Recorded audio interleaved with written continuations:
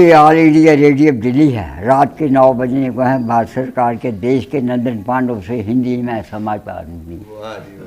भारत के प्रधानमंत्री मनमोहन सिंह ने लाल किला दिल्ली के फाटक के आगे भाषण देते हुए कहा कि परंतु काली देवी हमसे नाराज है।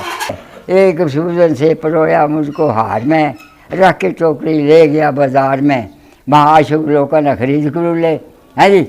फिर रात को शेर सजाई गले पा लिए जब सवेर हो ना तो फिर वो कहता है मिट गया जब रूप मेरा ताजगी जाती रही, काम जो से हुस्न की जब मेरी हंसी मिट चुकी, करके सीने से जुदा यूँ मुझको फेंका राह में, कैसी नफरत हो गई बस एक शब की चाह में है जी।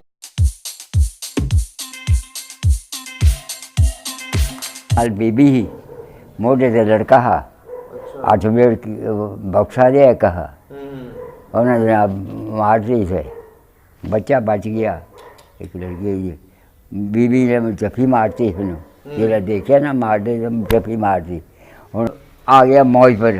अच्छा ख़त्म करने वास्ते हिंदुओं का हाँ बकायदा बैंड बाजा बुजा भी बढ़ा के पे आम जी नारे है पहाड़ी पर इधर हाँ इधर ये शुरू करे निकलाए बाहर सारे उन्हें फैर किते एक दो इन्हें एक दफ़ा गया तो अंग्रेज ही आओ भर्ती करने वाला तो कहता तुम ऐसा करो, मैंने कहता तुम ऐसा करो, उर्दू भी सीख रहा है ना, हाँ तुम ऐसा करो। कहता अरे देखो ना देखे बाल नहीं है पीछे,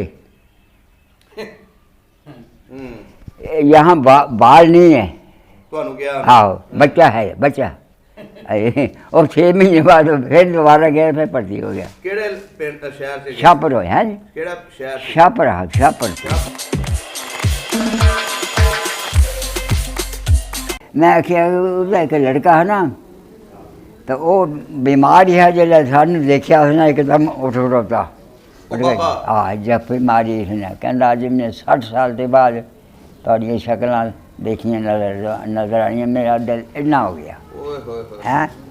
गया जिला वो गेट के पर जिस गेट है ना उस रोक मैं दसिया मैं वो स्कूल है 6वीं जी मैं उत्थे पढ़ रहा हाँ वो बना दे वो बंद की उन्होंने हिंदी का स्कूल उन्हें अपना अलग खोल लिया उसने बंद रखा, कोई सफाई सुफाई बकायदा रखी है लेकिन कोई पढ़ने पढ़ने नाल स्कूल है बिल्डिंग वही। मैं क्या वो फिर मैं कहता मुंडा की ना था मास्टर है मेरा नाम मुकुंद लाल।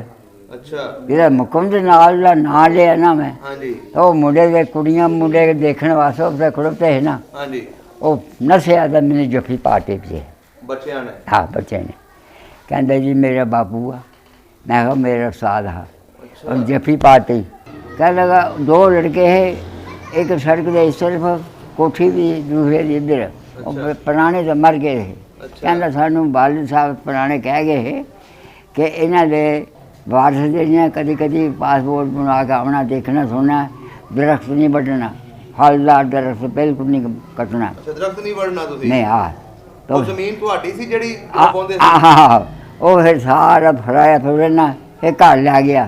अच्छा कोई चाह पानी पियाई है जी बाकी के साथ